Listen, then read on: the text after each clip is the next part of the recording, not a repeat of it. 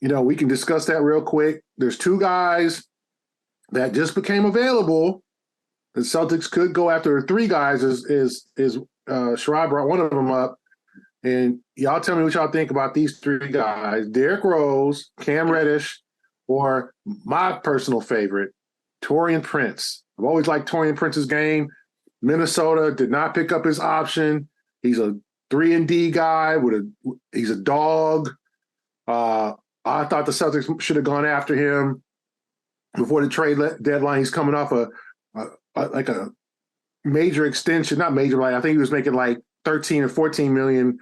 I think he signed like a 2-year, $14 million deal with Minnesota. They did not pick up the option on that contract because they just signed Naz Reid to an extension. So obviously money is probably an issue in Minnesota.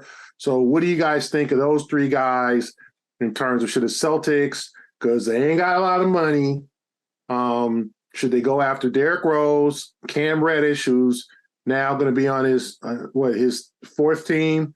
He's been on 3 teams, and they're always got potential, but he ain't really fulfilled it yet. But you could see it, or Taurean Prince.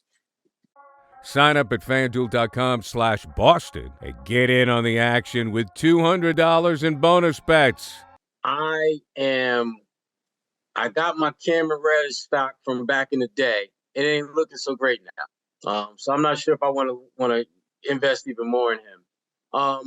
Prince is interesting because he does give you, I think, two-way versatility. He's not a 3-and-D guy per se, because I think he can do more than just shoot threes, but he definitely gives you some flexibility and versatility, particularly when you're looking at guys who be coming off the bench. Derrick Rose intrigues me because I still think that he's got some juice left in him. He's a guy that you don't have to worry about where his head's going to be at. If let's say he plays 4, 5, 6 games and plays well, and then you just decide not to go with him and he stacks up a bunch of DNP CDs. I don't think he's at a point in his career where that's not going to just rattle him or frustrate him and make him think that, I don't want to be here. This is BS, blah, blah, blah. I would probably lean towards one of those two guys over Cam Reddish. I would not have an issue with either one of them. If I put a gun in my head and said you got to pick one, I'd probably go with Prince, just because of just the versatility that he gives you. Yeah, I like that pick because Derrick Rose, as much as I would love to see him in Boston, I gotta push back. I don't know if he's still. I mean, he's obviously past his prime, so I don't know if he's necessarily someone that could fit in with the Celtics roster, other than I guess the experience aspect. But you can't really rely on him for much, obviously, on the floor because we know he's prone to injury as well. But again, from a selfish basketball standpoint, obviously that'd be cool to see him here in green. Yeah, I mean, I think Derrick Rose, he can still score. I think Derrick Rose at 2 stages of his career. Okay, 1, he's trying to win a chip. True. He's never won. True. 2, I think he's trying to increase his resume. I think he feels like he should make the Hall of Fame, and it's going to be close. Let's put this out. That's a good. Continue. No former NBA MVP has ever not made the Hall. Okay, now he could be the first. That might change with Rose, but no former MVP has ever been left out of the Hall. You got to add in Derrick's high school career because it's Basketball Hall of Fame. It's not NBA Hall of Fame. So you got to add in number 1 recruit coming out of Simeon High, and then you got to add lead Memphis to NCAA final game, a game they should have won if they hit some damn free throws. I mean, my God, they blew that game. And then you add in being probably one of the best guards in the league until the injuries kicked in. But he's also extended his career. He's had a 50-point game in Minnesota.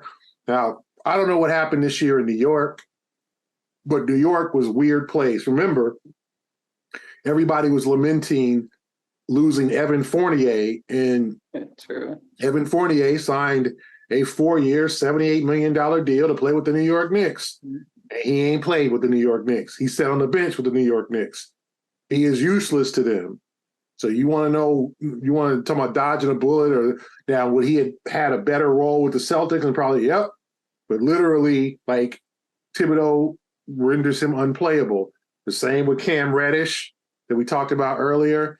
And for whatever reason, the same with Derrick Rose. So is it that a Knicks thing that maybe Rose says, listen, man, get me out of here. I know I can still hoop.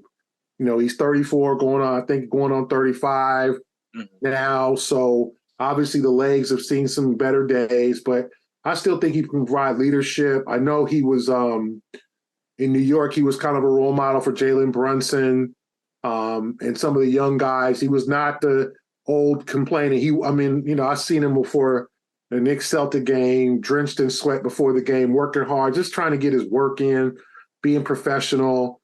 And I think Derek's not a dude who's been real talkative over the years. People don't know him very well. He's had some troubles off the floor, years ago. So I think people don't really know. But I think what I've heard, and he's a good dude in terms of his being a teammate, understanding that he ain't what he once was. So I think they can look at that. I like Taurean Prince. He's still relatively young. He's got dog in him. I think he wants to win. He's bounced around, obviously, Cleveland, Minnesota. He had a time in Atlanta. So I think, and remember, the option was for $7.4 million.